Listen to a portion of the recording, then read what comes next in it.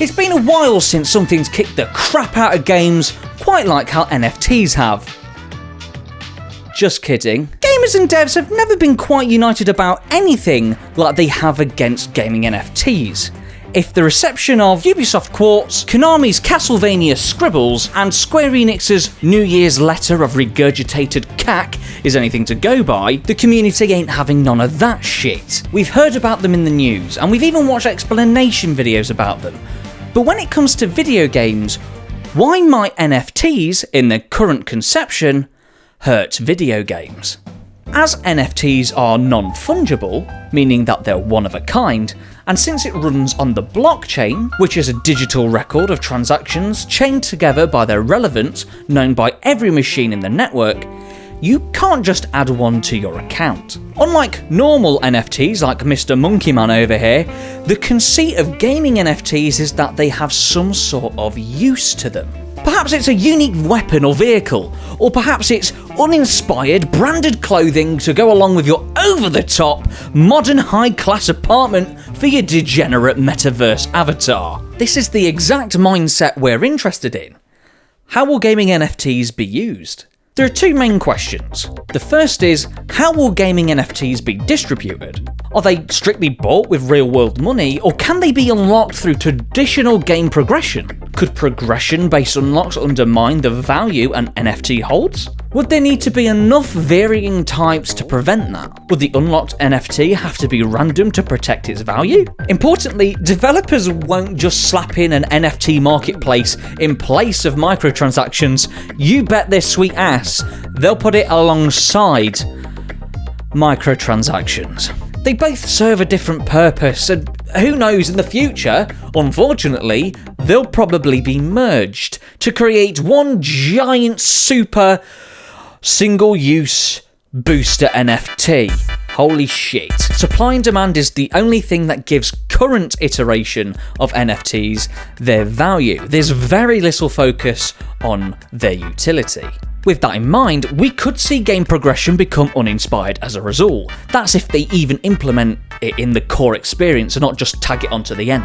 Granting an NFT through game progression could also be a detriment to its value, something utility could balance. Again, assuming they're even given through game progression at all, like games have been doing for decades. Perhaps they're given to more skilled players, but how do you value skill?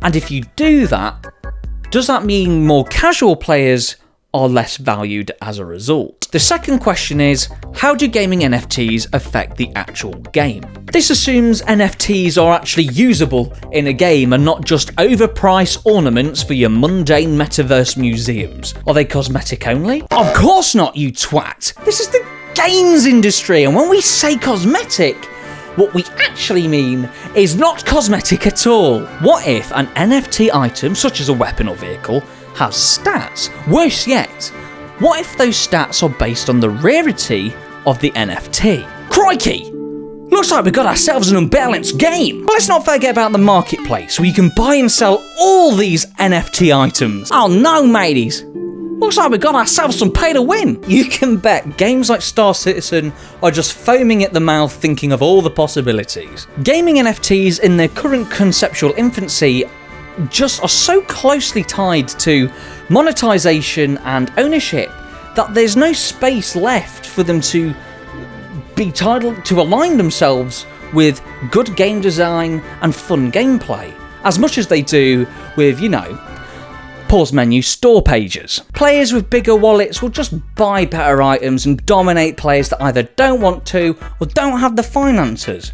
Or maybe the NFTs that they did unlock through game progression were just not good enough because of the RNG needed to keep those NFTs keep their value. Or maybe it's just because they didn't have the skill to 360 no-scope 768 knobgoblins in the starting area with the default NFT paperclip and the goddamn will to not smash their head against the nearest NFT wall. Anything that's better than what's common amongst players will greatly just reduce the equal opportunity. User-generated content.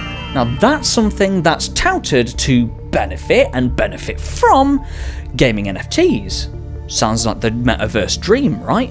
a way to involve players in the expansion of video game content.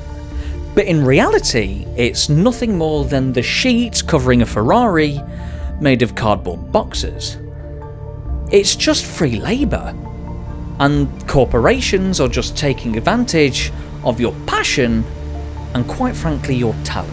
Game design will have to change.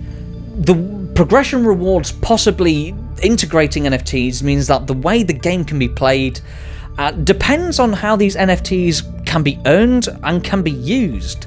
The game has to be designed from the ground up to allow that. As it stands now, the mindset is purely about monetization, and it's nowhere near about making NFTs actually part of a fun gameplay experience.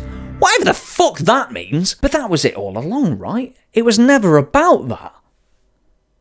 It's just about a cash grab. There is no doubt that there is an incomprehensible amount of money to be made with gaming NFTs, but given their conceptual infancy and which companies are pushing for them the most, it's obvious where their intentions lie. And with Ubisoft jumping the gun with Ubisoft Quartz and Square Enix, Konami and a smattering of others following very closely behind, there's one thing that's for certain right now. Gaming NFTs aren't fun. Thanks for watching. Leave a like if you enjoyed the video and let me know in the comments below what your thoughts are on gaming NFTs. If you want to see more content like this, be sure to subscribe to me here on YouTube. Follow me on Twitter for updates and intellectual conversation, and on Twitch if you want to join in on the fun live. We actually have some great times over there. I've been your host DarkDax, and if you'll excuse me, I'm off to go right-click save some banana pics. Fresh out the oven banana pics. I'll see you guys later. I'm actually not going to do that because that'd be a waste of my time. So what I will do is I'll just wait here for the next video, to be fair. I'll just goodbye, I guess. Yeah.